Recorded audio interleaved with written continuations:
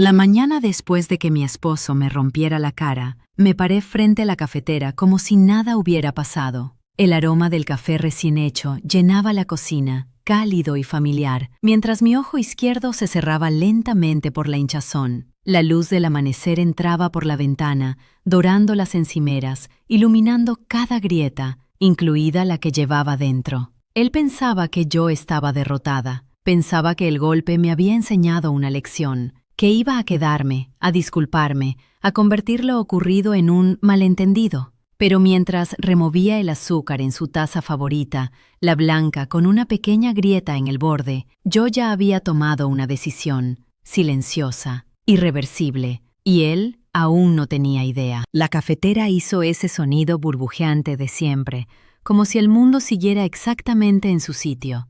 Me sorprendió lo normal que podía sentirse todo. La cocina era la misma, los imanes torcidos en el refrigerador, el calendario con una cita médica marcada en rojo, las migas de pan que Daniel nunca limpiaba después de prepararse tostadas. Yo sostenía una bolsa de hielo envuelta en un paño de cocina contra mi mejilla mientras batía huevos con la otra mano. Cada movimiento era lento, calculado. El frío me entumecía la piel, pero el dolor seguía ahí, latiendo bajo el hueso. Un recordatorio constante. Daniel estaba sentado en la mesa, mirando su teléfono, deslizando el dedo por la pantalla como si nada extraordinario hubiera ocurrido la noche anterior, como si no hubiera levantado el puño. «Estás exagerando», murmuró sin levantar la vista. No fue para tanto. No fue para tanto. El sabor metálico volvió a mi boca al escucharlo. No sabía si era sangre seca o rabia acumulada. Había sido un solo golpe, solo uno, pero fue suficiente para lanzarme contra la mesa del pasillo. Recuerdo el sonido hueco de mi cuerpo chocando contra la madera, el marco de una fotografía cayendo al suelo y el vidrio rompiéndose. Nuestra foto de luna de miel en Charleston, sonriendo frente al mar, como si el futuro fuera un lugar seguro. El vidrio se quebró en líneas irregulares, como nosotros. «Voy a ir a urgencias cuando te vayas», dije manteniendo la voz firme. Esta vez sí levantó la mirada. Sus ojos se detuvieron apenas un segundo en mi rostro hinchado antes de apartarse. «No hagas un drama. Di que te caíste». Ese fue el momento exacto en que algo dentro de mí dejó de temblar. No explotó, no gritó, simplemente se enfrió, porque no era la primera vez que me asustaba. Solo era la primera vez que el miedo dejaba una marca visible. Asentí despacio. Claro, pero no pensaba mentir. La noche anterior no había dormido. Me quedé en el sofá con una manta sobre los hombros, escuchando el sonido del refrigerador y los autos lejanos en la calle. A las 3 de la madrugada, cuando la casa parecía contener la respiración, me levanté y fui al cajón del pasillo. Detrás de manuales viejos y garantías vencidas, estaba el sobre manila que mi abuela me había entregado el día que cumplí 30 años. «Por si acaso», me dijo entonces, apretándome la mano con esos dedos llenos de arrugas y firmeza. Dentro había una pequeña herencia, nada ostentoso, pero suficiente para empezar de nuevo si alguna vez lo necesitaba. Daniel siempre creyó que ese dinero se había ido en la remodelación de la cocina. Nunca le di detalles, nunca preguntó demasiado. Anoche, con un ojo casi cerrado y el corazón latiendo en los oídos, abrí ese sobre otra vez. No lloré. Eso fue lo que más me desconcertó. Pensé que me desmoronaría, pero en lugar de eso, sentí claridad, como si el golpe hubiera encendido una luz que llevaba meses parpadeando. Daniel se levantó de la mesa y tomó sus llaves. Antes de salir, se inclinó y besó mi cabeza. Un gesto automático, ensayado. «No conviertas esto en algo que no es, Emma», dijo en tono bajo. La puerta se cerró. Silencio. El tipo de silencio que no calma, sino que revela. Dejé el plato de huevos en la mesa sin sentarme. Me apoyé en la encimera y respiré hondo. El dolor punzaba bajo el ojo, pero había algo más fuerte creciendo debajo de eso. Una determinación lenta, como agua filtrándose por una grieta hasta romper la roca. Miré alrededor de la cocina. Cada objeto tenía una historia.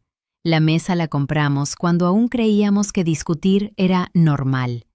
El reloj en la pared marcaba las 8 en punto. Afuera, el camión de basura avanzaba por la calle. El mundo seguía. Y sin embargo, nada era igual. Mi teléfono vibró sobre el mostrador. 3 llamadas perdidas. Linda, la vecina de enfrente, 72 años, observadora, directa. Recordé algo que dijo la semana pasada mientras me entregaba un pastel de durazno.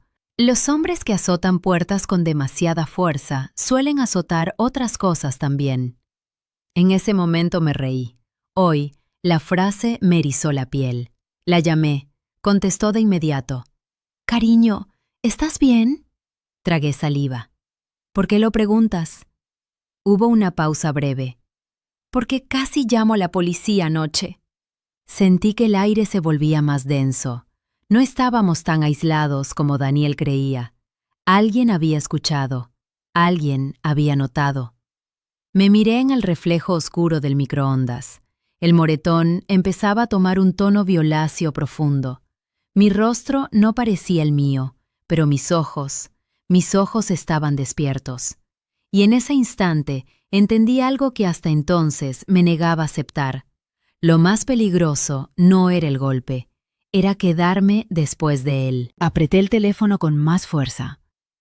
«Linda, si alguien necesitara un lugar donde quedarse unos días, ¿sería una locura?» El silencio al otro lado no fue duda, fue decisión. Y lo que ella respondió, con una seguridad tranquila que me hizo temblar por dentro, cambió la dirección de mi vida antes de que el reloj marcara las 9 de la mañana.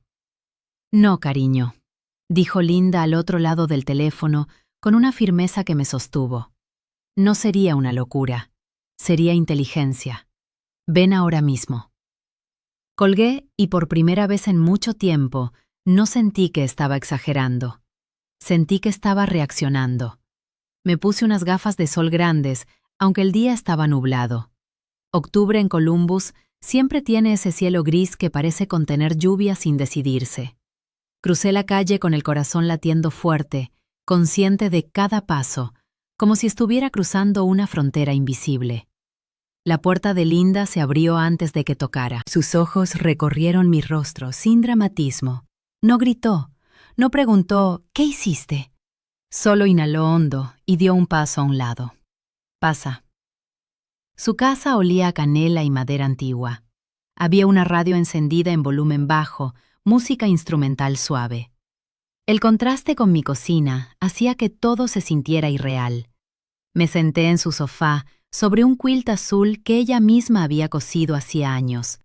Recordé que una vez me contó que lo hizo después de su divorcio. «Para recordarme que podía reconstruir cosas con mis propias manos», dijo entonces. Ahora entendí esa frase de otra manera. «Él te pegó», dijo finalmente, sin rodeos. Asentí. No tuve que dar detalles. El silencio habló por mí. Linda me ofreció una taza de té y se sentó frente a mí. Sus manos, marcadas por la edad, descansaban firmes sobre sus rodillas. No había lástima en su mirada, había claridad. «¿Qué vas a hacer?», preguntó. La pregunta me atravesó, porque hasta ese momento solo había reaccionado, no había formulado un plan completo, pero algo dentro de mí ya estaba trabajando. «Voy a ir a urgencias», dije, «y voy a decir la verdad». Linda asintió lentamente. «Bien. Y después, quiero hablar con un abogado». La palabra quedó suspendida en el aire. Abogado. No era una amenaza impulsiva, era una decisión estructural. Linda no se sorprendió. «Conozco a alguien confiable. Rebecca Shaw. Es directa, no tolera tonterías». Rebecca. El nombre se quedó conmigo. Pero antes de salir hacia urgencias, algo me inquietaba, algo que no encajaba del todo. «Linda», dudé, «¿escuchaste algo más anoche?». Ella entrecerró los ojos, como repasando mentalmente los sonidos. Escuché un golpe fuerte, luego silencio. Demasiado silencio, demasiado silencio. Eso me hizo pensar en Daniel después del golpe. No gritó, no se fue. Solo se quedó parado mirándome, respirando fuerte, como si estuviera midiendo las consecuencias. «Emma», dijo Linda con voz más baja, «los hombres que cruzan esa línea rara vez retroceden solos». Sentí un escalofrío, porque en el fondo sabía que tenía razón. En urgencias, el ambiente era clínico, impersonal. Una enfermera joven me pidió que describiera lo ocurrido. Dudé un segundo. La tentación de decir «me caí» pasó por mi mente como un reflejo aprendido, pero no mentí. «Mi esposo me golpeó», dije. La enfermera no parpadeó, solo escribió. Luego llamó a otra persona. Tomaron fotos, me hicieron radiografías. Confirmaron una pequeña fractura, nada quirúrgico, pero suficiente para documentar. Documentar. Esa palabra me dio más alivio que el hielo en la mejilla. El médico, un hombre mayor con voz tranquila, me miró directamente. La primera lesión visible casi nunca es la primera herida real, dijo. No supe si hablaba de huesos o de matrimonios. Salí con una carpeta bajo el brazo. Evidencia, pruebas, fechas. En el estacionamiento, mi teléfono vibró. Daniel. 3 mensajes. ¿Dónde estás? ¿Por qué no contestas? No hagas estupideces, Emma. El tono ya no era indiferente, era inquieto. Eso fue lo que me hizo detenerme en seco. Daniel rara vez perdía el control en público, pero ahora estaba perdiendo control sobre mí, y eso lo inquietaba más que cualquier discusión. Pensé en las cámaras de seguridad que él insistió en instalar meses atrás. Por protección, decía. Yo nunca pregunté quién tenía acceso total al sistema. ¿Había visto que salí? ¿Había notado que no fui al trabajo? Un pensamiento frío cruzó mi mente. Quizá ya sospechaba que estaba haciendo algo más que curarme un moretón. No respondí los mensajes. En lugar de eso, conduje directo al centro, al despacho de Rebecca Shaw. El edificio era discreto, de ladrillo rojo, con una placa dorada pequeña en la entrada. Nada intimidante, nada ostentoso. Subí las escaleras sintiendo el peso de cada paso. No era solo el dolor físico, era la conciencia de que una vez cruzara esa puerta, nada volvería a ser igual. Mientras esperaba en la recepción, miré mi reflejo en el cristal del marco de un cuadro. El moretón estaba más oscuro, más evidente, y sin embargo, mis ojos no parecían derrotados, parecían decididos. Pero había algo que todavía no entendía del todo. Algo en la discusión de la noche anterior que seguía repitiéndose en mi mente como una advertencia incompleta. No solo habíamos hablado de dinero, habíamos hablado de la casa y de venderla, y cuando Daniel habló de eso, hubo una urgencia en su voz que ahora me parecía sospechosa, demasiado intensa, demasiado repentina. En ese momento, sentada en esa sala de espera silenciosa, empecé a preguntarme si el golpe no había sido solo rabia, tal vez había sido miedo, miedo a que yo descubriera algo. Y si eso era cierto, entonces la historia no empezaba con mi cara rota. Empezaba mucho antes. Rebecca Shaw no se levantó sobresaltada cuando me vio entrar. No abrió los ojos con dramatismo, ni me trató como porcelana rota. Solo me observó unos segundos, con esa mirada que no se enfoca solo en el moretón, sino en la mujer detrás de él. «Emma, ¿verdad?», dijo extendiendo la mano con firmeza. Asentí y me senté frente a su escritorio de madera oscura. Había pilas ordenadas de carpetas, una planta verde junto a la ventana y una taza que decía «Prepared, not panicked», preparada, no en pánico. Eso me gustó. Le conté todo, no solo el golpe, también la discusión sobre vender la casa, la presión constante, la forma en que Daniel repetía que era lo mejor para nosotros, sin mostrar números claros. Rebecca tomó notas sin interrumpirme. «¿La casa está únicamente a tu nombre?», preguntó finalmente. «Sí, la compré antes de casarnos. Mi abuela me ayudó con el enganche». «¿Alguna vez lo agregaste al título?». «No». Levantó la vista y sostuvo mi mirada. «Entonces, es propiedad separada bajo la ley de Ohio, salvo que hayas hecho algo significativo para mezclarla legalmente». Sentí que el aire volvía a mis pulmones. «No refinanciamos, nada de eso». Rebecca asintió despacio. «Eso cambia muchas cosas». Pero no sonrió, no celebró. Su expresión se volvió más seria. «Emma, voy a preguntarte algo importante. ¿Él tiene acceso completo a tus cuentas? ¿A tus contraseñas?». La pregunta me hizo fruncir el ceño. «Compartimos la cuenta conjunta y él instaló el sistema de seguridad de la casa. Siempre manejó eso». Rebecca dejó el bolígrafo. «Necesitas cambiar todas tus contraseñas hoy». correo, banca, teléfono, y no desde tu casa. Un escalofrío me recorrió la espalda. ¿Crees que...? No creo nada todavía, dijo con calma, pero los casos donde hay presión financiera y violencia física rara vez son simples. Presión financiera. La frase quedó flotando. Emma, ¿sabías que se intentó iniciar una consulta de préstamo sobre tu propiedad hace 3 semanas? Sentí que el suelo se inclinaba ligeramente. ¿Qué? Rebeca giró la pantalla hacia mí. Era un registro preliminar de verificación crediticia asociada a la dirección de mi casa. No es un préstamo aprobado, aclaró. Es una consulta, pero alguien estaba evaluando el valor y elegibilidad. Mi estómago se apretó. Recordé una noche específica. Daniel trabajando en su oficina con la puerta cerrada, diciendo que estaba resolviendo unos papeles. Yo no pregunté. Quise confiar. Yo no autoricé nada, susurré. Rebeca me sostuvo la mirada. Eso tendremos que verificar. El silencio se hizo pesado, pero no paralizante. Era el tipo de silencio donde las piezas empiezan a encajar, aunque no quieras ver la imagen completa. ¿Qué quieres hacer?, preguntó Rebeca. La misma pregunta que Linda me había hecho, pero aquí tenía un peso legal. Pensé en mi cocina esa mañana, en la taza agrietada, en el beso automático en mi cabeza, como si yo fuera una rutina más. Pensé en mi abuela, en el sobre manila escondido detrás de manuales viejos. Quiero proteger la casa, dije con claridad. Y quiero protección formal. Rebeca asintió. Entonces, hoy mismo presentamos una orden de protección temporal y voy a solicitar una investigación sobre cualquier intento de endeudamiento sin tu consentimiento. No hubo música dramática, no hubo aplausos, solo papeleo. Firmé los documentos con una mano que ya no temblaba. Pero justo cuando me levantaba para irme, Rebeca dijo algo que me obligó a sentarme de nuevo. Emma, cuando el control empieza a escapársele a alguien, suele intensificarse antes de rendirse. La miré fijamente. ¿Crees que él? Creo que debes estar preparada para que intente recuperar poder. De alguna manera.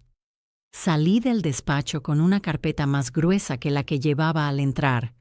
Pruebas médicas, formularios judiciales, instrucciones claras. En el estacionamiento, revisé mi teléfono. 10 mensajes. Daniel no estaba pidiendo, estaba exigiendo. ¿Fuiste al hospital? ¿Le contaste a alguien? Emma, contesta ahora. Había algo nuevo en el tono. No solo enojo, urgencia. Y entonces lo vi. Un correo electrónico sin abrir, recibido esa mañana a las 7:12 am. Asunto. Actualización de solicitud hipotecaria. Mi corazón dio un golpe seco. Abrí el mensaje. Era una notificación automática de un banco local solicitando documentación adicional para continuar el proceso. A nombre mío, pero con un número de teléfono que no era el mío, el de Daniel. Sentí que el aire se volvía más pesado, como antes de una tormenta eléctrica. No era solo que quisiera vender la casa, estaba intentando comprometerla financieramente sin mí, y si ese préstamo avanzaba, podría haber puesto la propiedad como garantía para cubrir sus deudas, deudas que yo apenas estaba empezando a sospechar. Me apoyé en el coche, respirando lento. El golpe en mi cara ya no era el centro de la historia, era la distracción. El verdadero problema llevaba meses gestándose bajo la superficie, silencioso, estratégico, como yo ahora. Mi teléfono volvió a vibrar. Esta vez era una llamada. Contesté. ¿Qué estás haciendo, Emma? Su voz estaba más baja, controlada, casi calculada. Protegiéndome, respondí. Hubo una pausa larga. ¿Hablaste con alguien? Miré el edificio detrás de mí. El nombre de Rebeca brillaba discreto en la placa. Sí, silencio. Y luego, algo en su respiración cambió. No sonaba arrepentido, sonaba acorralado. Y eso fue lo que me dio más miedo que el golpe, porque los hombres que se sienten acorralados no siempre reaccionan con lógica, reaccionan con instinto. Y yo acababa de mover la primera pieza del tablero. Cuando regresé a la casa esa tarde, no entré de inmediato. Me quedé sentada dentro del auto, mirando la fachada que siempre me había parecido acogedora, las hortensias secas junto al porche. la pintura blanca ligeramente descascarada en la baranda. Mi casa. La casa que compré antes de conocer a Daniel. La casa donde pensé que construiría una familia. Y ahora se sentía como territorio disputado. Revisé el retrovisor. No había movimiento en la calle, pero algo dentro de mí sabía que el tiempo de actuar con calma se estaba reduciendo. Entré. La casa estaba silenciosa. Demasiado silenciosa. Subí las escaleras directo al estudio de Daniel. Nunca fui de revisar sus cosas. Siempre creí en el espacio personal, en la confianza. Pero la confianza ya no era el punto de referencia. Abrí el cajón inferior de su escritorio. Ahí estaban. Documentos bancarios, estados de cuenta de tarjetas que yo nunca había visto, notificaciones impresas, una carpeta azul con el logotipo del mismo banco que me había enviado el correo esa mañana. La abrí. Solicitud de préstamo con mi nombre como titular principal. Valor estimado de la casa inflado casi un 20%. Proyección de remodelación estratégica para reventa. Y lo que hizo que mis manos se quedaran completamente quietas. Una firma electrónica que pretendía ser la mía. Mi estómago se contrajo. No era un malentendido. No era una conversación pendiente. Era falsificación. Un ruido me hizo girar la cabeza. La puerta del garaje. Demasiado pronto. Cerré la carpeta, pero no la devolví al cajón. La sostuve conmigo mientras escuchaba sus pasos subir las escaleras. «Emma», llamó. Su voz no era fuerte. Era controlada. Eso era peor. Salí al pasillo antes de que entrara al estudio. Sus ojos bajaron inmediatamente a la carpeta en mis manos, y algo cruzó por su rostro. No enojo primero, no vergüenza. Cálculo. «¿Qué estás haciendo?», preguntó, aunque ambos sabíamos la respuesta. «¿Qué estabas haciendo tú?», respondí con calma. El silencio entre nosotros ya no era el mismo de antes. Ya no era el silencio del miedo. Era el de una verdad expuesta. Te lo iba a explicar», dijo finalmente, pero la frase cayó al suelo entre nosotros, vacía. Lo miré fijo. ¿Explicar qué? ¿La firma falsa o el monto inflado? Su mandíbula se tensó. Dio un paso hacia mí. Luego se detuvo. Ya no podía intimidarme con la cercanía. No después de lo que había visto. Estaba tratando de salvarnos, insistió. El bar. Las cosas no salieron como esperábamos. El bar. Esa palabra confirmó lo que Rebeca insinuó sin decirlo directamente. ¿Cuánto debes, Daniel? No respondió de inmediato. Esa pausa fue más elocuente que cualquier número. No es tan simple. ¿Cuánto? Cerca de 80,000, murmuró finalmente. El número me golpeó más fuerte que su puño la noche anterior. $80,000, deuda que yo no conocía, decisiones que yo no autoricé, riesgos que no acepté. Y pensaste que hipotecar mi casa era la solución, dije en voz baja. Es nuestra casa. No cuando conviene legalmente, ¿verdad? Eso lo hizo retroceder un poco. La mención implícita de la ley lo incomodaba. Se pasó la mano por el cabello, respirando con fuerza. Entré en esto para crecer, Emma, para que tuviéramos más. Y cuando empezó a hundirse, decidiste arrastrarme contigo. El silencio se volvió espeso. Afuera, un auto pasó por la calle. La vida seguía, ajena a la implosión silenciosa en el pasillo del segundo piso. Fuiste a ver a un abogado, dijo, más afirmación que pregunta. No respondí. Sus ojos bajaron al moretón en mi cara. Algo cambió ahí. Por primera vez vi una sombra de vergüenza real. No quería golpearte, murmuró. Pero lo hiciste. Esa era la diferencia entre intención y realidad. Se apoyó contra la pared, como si el peso de todo finalmente lo estuviera alcanzando. El banco estaba presionando. Mi socio se retiró. Si no conseguía liquidez, dejó la frase incompleta. Yo completé la idea en mi cabeza. Embargos, demandas, ruina pública. Y entonces entendí algo más profundo. No fue solo desesperación, fue orgullo. No quiso admitir que estaba fallando, prefirió falsificar, ocultar, golpear, antes que decir no puedo. Presenté una orden de protección, le dije con voz estable. Su cabeza se levantó bruscamente. ¿Qué? Y el banco ya fue notificado de posible fraude. El color desapareció de su rostro. Ahí estaba el verdadero quiebre. No el emocional, el estructural. Por primera vez, Daniel no tenía el control narrativo. No podía moldear la historia a su favor. Había registros, documentos, fechas. Emma, si haces esto público. No lo estoy haciendo público, lo estoy haciendo legal. Esa diferencia importaba. Se quedó mirándome largo rato, como si intentara reconocer a la mujer frente a él, quizás porque ya no era la que dudaba, ni la que suavizaba conflictos, ni la que absorbía tensiones para mantener la paz. Yo estaba tranquila, y esa tranquilidad lo descolocaba más que cualquier grito. ¿Vas a destruir todo?, preguntó en voz baja. Pensé en la foto rota en el pasillo, en el vidrio quebrado. No, Daniel, respondí. Eso ya pasó. Bajé las escaleras con la carpeta en la mano. Sentí su mirada clavada en mi espalda, pero no intentó detenerme. En la sala, recogí el marco roto de nuestra luna de miel. El vidrio aún estaba fracturado en líneas irregulares. Lo sostuve unos segundos. Ese era el símbolo de lo que fuimos. Bonito desde lejos, agrietado de cerca, lo dejé sobre la mesa. Me quedaré en casa de Linda hasta la audiencia, dije sin mirarlo. No intentes contactarme directamente. No respondió. Cuando crucé la puerta principal, el aire frío me golpeó el rostro inflamado. Pero no dolió tanto como antes. Crucé la calle con paso firme.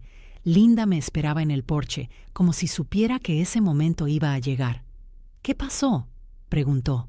La miré. No fue solo el golpe. Ella asintió lentamente, como si eso confirmara algo que ya intuía. Esa noche, en su habitación de invitados, llamé a Rebeca y le envié fotos de los documentos. Ella respondió casi de inmediato. Esto cambia el caso. Y lo cambió. La investigación bancaria comenzó formalmente. La orden de protección fue extendida. Daniel recibió notificación legal antes de que pudiera avanzar con cualquier trámite adicional. Pero lo que más me sorprendió no fue su enojo, fue su silencio. No hubo amenazas, no hubo escenas, solo un retiro extraño, como si estuviera recalculando, y eso me inquietó más que sus gritos, porque cuando alguien pierde poder, a veces intenta recuperarlo de maneras inesperadas, y yo todavía no sabía si había descubierto todo. 2 días después, recibí una llamada del banco. «Señora Whitman», dijo el agente con voz profesional, «hay otra irregularidad que necesitamos discutir. Otra». Sentí que el corazón me bajaba al estómago, porque si había algo más, significaba que la historia no estaba terminando, apenas estaba mostrando su verdadera forma. «¿Qué tipo de irregularidad?», pregunté, sentada en la pequeña mesa de la cocina de Linda, con la taza de té enfriándose entre mis manos. El agente del banco aclaró la garganta al otro lado de la línea. Además de la solicitud hipotecaria, encontramos 2 líneas de crédito abiertas utilizando la dirección de su propiedad como garantía secundaria. No están completamente activadas, pero están en proceso. Sentí que el suelo desaparecía bajo mis pies. ¿Mi propiedad como garantía? ¿Sin mi firma? Estamos investigando precisamente eso. Colgué despacio. Linda me observaba en silencio. No preguntó de inmediato. Esperó, como si supiera que necesitaba ordenar el caos antes de hablar. «No era solo una hipoteca», dije finalmente. Intentó usar la casa como respaldo para otras deudas. Decirlo en voz alta lo hacía real, más grande, más frío. Llamé a Rebeca de inmediato. Esta vez su tono no fue simplemente profesional, fue firme. «Esto ya no es solo un asunto matrimonial, Emma. Estamos entrando en territorio penal si se confirma la falsificación. Penal». La palabra me dejó inmóvil. No quería destruirlo. No quería verlo esposado. No buscaba venganza escandalosa, pero tampoco iba a salvarlo de las consecuencias. Rebeca actuó rápido. Enviaron notificaciones formales al banco, solicitaron congelamiento preventivo de cualquier trámite asociado a mi propiedad y prepararon documentación adicional para la audiencia final. Daniel recibió la noticia al día siguiente. No supe cómo reaccionó al principio, solo lo supe cuando apareció algo inesperado, un mensaje de voz. No podía contactarme directamente por la orden de protección, pero lo envió a través de su abogado, adjunto en un correo formal. Rebeca me preguntó si quería escucharlo. Asentí. Su voz sonaba diferente, no enojada, no agresiva, cansada. Emma, no voy a pelear esto, cancelé todo, las líneas, el préstamo, estoy cooperando con el banco, no quiero más daño. Hubo una pausa larga en la grabación. Sé que ya no confías en mí, solo no quería que terminara así. El mensaje terminó ahí. Lo que me sorprendió no fue su tristeza, fue la rendición. No había amenaza oculta, no había manipulación evidente, solo alguien enfrentando el derrumbe de su propia construcción. Las semanas siguientes fueron una mezcla de papeleo, audiencias y conversaciones breves, medidas y distantes. Daniel no impugnó la extensión de la orden de protección. Aceptó responsabilidad financiera sobre sus deudas personales. Firmó una declaración donde reconocía que la casa era propiedad exclusivamente mía y que no tenía reclamos sobre ella. No hubo escena dramática en el tribunal, no hubo lágrimas públicas, solo firmas, silenciosas, definitivas. La investigación bancaria concluyó que la firma había sido digitalmente simulada desde su dispositivo personal. Como no se completaron los desembolsos, el banco optó por cancelar las líneas sin presentar cargos formales, condicionado a cooperación total. Daniel aceptó asesoría financiera obligatoria como parte del acuerdo civil, consecuencias reales, pero contenidas. No era una caída espectacular, era algo más profundo, era responsabilidad. El divorcio tomó 7 meses, 7 meses de distancia, reflexión y reconstrucción interna. Volví a mi casa en primavera. La primera noche sola me quedé de pie en la cocina donde todo comenzó. El mismo piso frío bajo mis pies, la misma cafetera. Pero el aire era diferente, no había tensión suspendida, no había expectativa de humor cambiante, solo silencio, del bueno. Caminé hasta el pasillo y recogí el marco de la foto de luna de miel que había dejado sobre la mesa aquella tarde. El vidrio seguía roto, lo sostuve unos segundos. Luego saqué la fotografía y guardé el marco vacío en una caja. En su lugar, colgué algo distinto. Un pequeño cuadro que Linda me regaló el día que firmé el acuerdo final. Un fragmento de su quilt azul enmarcado con cuidado. Para que recuerdes que lo que se rompe también puede rehacerse, me dijo. Cada mañana ahora preparo mi café sin hielo sobre la mejilla, sin medir el volumen de mis palabras, sin calcular reacciones. Daniel vive en un apartamento pequeño al otro lado de la ciudad. Asiste a asesoría financiera. Según su abogado, está tratando de estabilizarse. No lo odio, pero tampoco lo salvaré. A veces pienso en su advertencia aquel día en el pasillo. Crees que estás a salvo, no tienes idea en qué te estás metiendo. Tenía razón en una cosa, no sabía en qué me estaba metiendo. Me estaba metiendo en mi propia fuerza, en límites claros, en la decisión de no minimizar una agresión para proteger el orgullo de alguien más. Mi venganza no fue gritar, no fue humillar, no fue arruinarlo públicamente, fue documentar, fue actuar con estrategia, fue elegir dignidad sobre miedo y sobre todo fue no quedarme. El moretón sanó, el hueso soldó, pero lo más importante fue invisible. La parte de mí que antes dudaba, ya no duda. La que justificaba, ya no justifica. Y la que temía estar sola, descubrió que sola también es segura. A veces, cuando el camión de basura pasa por la mañana y el sol entra por la ventana, recuerdo aquella primera taza de café después del golpe, recuerdo el silencio cargado, y sonrío levemente, porque ahora el silencio no pesa, sostiene.